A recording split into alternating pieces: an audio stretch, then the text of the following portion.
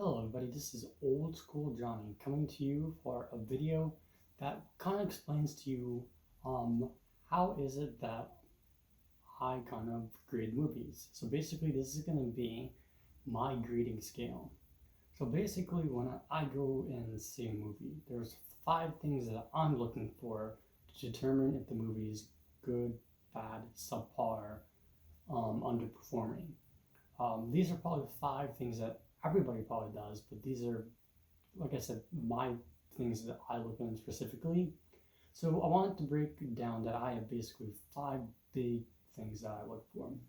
I'm going to explain each one and try to give you examples of films that I think that do it very well. So my first thing is I always look at is the plot. So basically how the writer and director, are able to tell the story throughout the film. How is the film's pacing? Um, are there things being said in the film that are, kind of on the screen and you see it gives a lot of screen time, but it serves no purpose to what it goes on in the bigger picture of the film?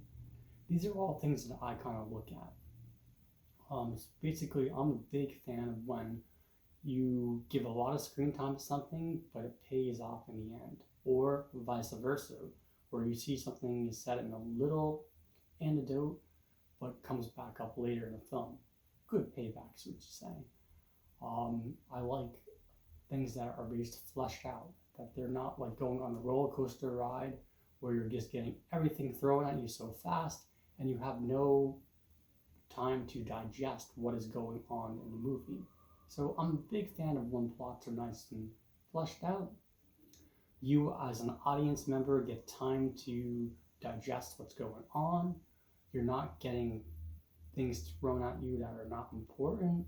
You're not getting things, too slow, because sometimes movies pacings can be the opposite effect, where they can go way too slow to the point where it becomes boring. Films that do this very well. I'll give you one example of one of my favorite films. This is Jurassic Park. There's always there's good examples of a good plot in that movie and a good payoff. Specifically because it's tough, because we know that the main stars of the film Jurassic Park are the dinosaurs, not necessarily the people. But when the people do speak and when they do interact with each other, the stuff happens is important, especially when they meet each individual dinosaur. Spoiler alert, Jurassic Park is about dinosaurs. It does it very well. My second one that I do, and this is probably one of my favorites because I'm a big music fan, is basically, first of all, your audio, your sound, but also the music that surrounds it. Whether that be a soundtrack where you're picking specific songs to put into your movie, or if you're relying on these great composers, we call them the modern day Beethovens, the John Williams, the Hans Zimmer, Danny Elfman, all these great composers that have been able to do very iconic things. For example, I was saying, growing up as a kid, probably in the early 90s and throughout the 90s, you've been so exposed to the beautiful compositions of John Williams that I don't know how else we'd grow up without hearing them. But also, I would also say audio is important too as well, because sounds are important. For example, when you do, especially with a lot of older films, for example, when you needed to do the sound of thunder, you have to be able to let your audience be able to escape in the world in which your characters are in. So audio is always really important. It's the thing I look at. I'm a lot bigger on music, and it doesn't necessarily have to be soundtracks like the John Williams and Hans Zimmers necessarily. It could be all about picking the right types of music to explain what is happening in the stories. Directors that do this very well are Tarantino does it very well, Scorsese does it very well. They are able to pick really good music that helps you explain what's going on in the story. Films that I think have really good musical soundtracks actually is Guardians of the Galaxy is one that comes to mind, where the music was just awesome that you would want to buy that CD. because again, the music is just so well. And obviously, musicals kind of fall into this category, but it's harder with musicals because you're kind of relying on one specific artist to kind of explain the story. But there are also good examples. One that's really successful is probably Mamma Mia that comes to mind, where the music of ABBA is incorporated into that, where that's kind of fleshed out. So the next one we want to say that's really, really important in viewing a movie is cinematography. Basically, again, what is around and about the movie. I would say it is, as an audience member, especially if the story is not told by narration, you also want to feel like you're in the character's world. Whether you're going to Middle Earth or whether you're just being in the office, like, in the film, the Wolf of Wall Street, or films like when you're with a lot of those like crime dramas like Goodfellas per se or Godfather. The cinematography wants to put you into that character's world, so you're seeing what's happening and you feel like you're in a world. That's huge. I look at that in a lot of movies. It's easier to see that happens with a lot of big budget comic book films. Like, I think Lord of the Rings does an excellent job with it. Harry Potter always does. It's very, very visually pleasing to the ears. Star Wars always does a really excellent job at it because you feel like you are in space battles.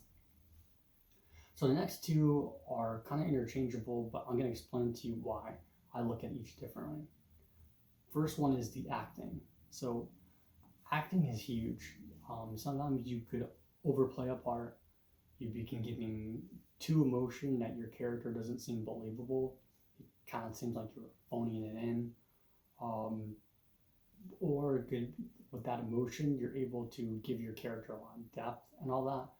One of my favorite actors who does that a lot is Al Pacino. He gives a lot of energy to his characters, not to the point that he's going over the top, but he gives that nice energy that you're doing. Or sometimes that laid back energy. De Niro is really famous for that, for a more laid back, but he's not taking away from anything from the characters. Acting could save it through, being comedic. One of the best people to do comedy with was Richard Pryor and Gene Wilder, and their interactions on screen were so good. And if you ever listen to an interview what Gene Wilder was doing, he said that his comedy was based on not letting the people know that he was trying to be funny. Because he wasn't trying to be funny, which made his comedy even more funnier to the audience. But now the last part is, I say, are the characters likable, or is it worth us investing in them? So I always say it in this way. Let's take example. We could take apart the movie The Dark Knight, for example. Although your hero is Christian Bale's Batman, who ultimately steals the show? But the Joker. Why? Because the Joker is probably one of the most beloved comic book villains of all time. Okay, so I always get mad at when DC movies do bad, because I always say that they have such an advantage over most people are doing movies, because people know their characters. Their characters have been around since the late 30s, early 40s. So they always start out with advantage. People know their characters. People love their characters. They have a huge investment. Other things are kind of like when you do movies about biopics. The recent Bohemian Rhapsody about, the Queen.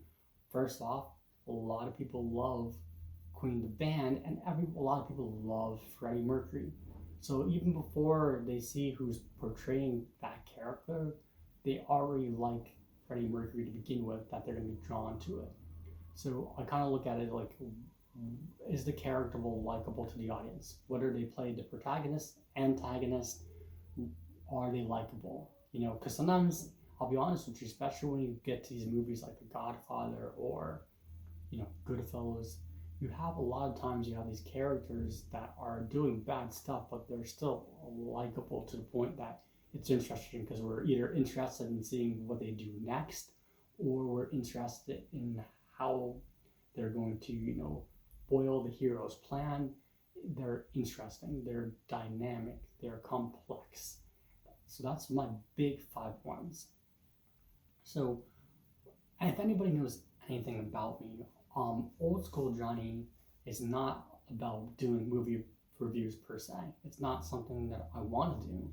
I do look at movies critically, but as while we're being in quarantine, I thought it would be a good time for me to do some reviews.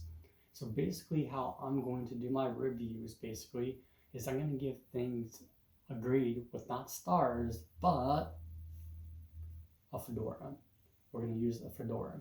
So basically, I'm going to base off my fedora scores based off of 10.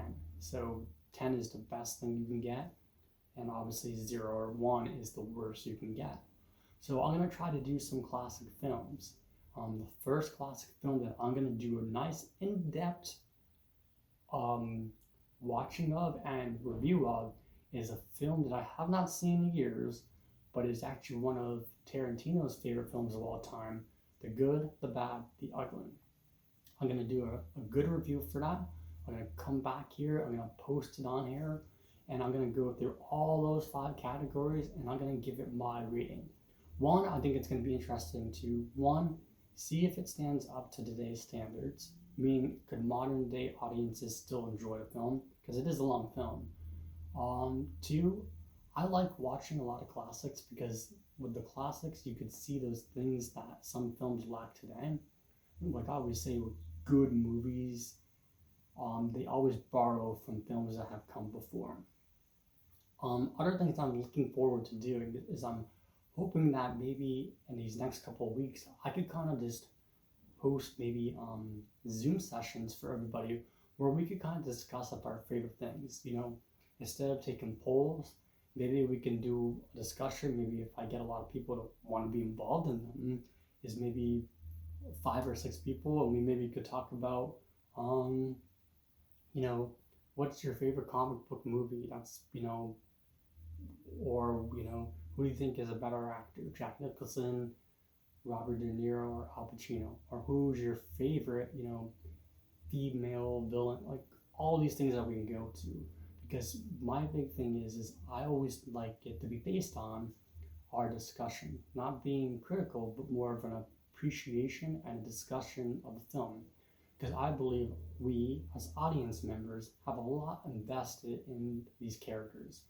If anybody knows me, I'm a big fan of not just the blockbusters, but the comic book films, the big film franchises and all that, because we as an audience member have an investment in all these characters. So it's really, really important to us when it does come to the big screen, when we see Wonder Woman and all that sometimes it's good. This is going to be a place for everybody to kind of air out what they like, what they didn't like, kind of air it out so you feel like you're being heard and do that. And that's kind of what I want to do. And that's kind of where I want to be. So that's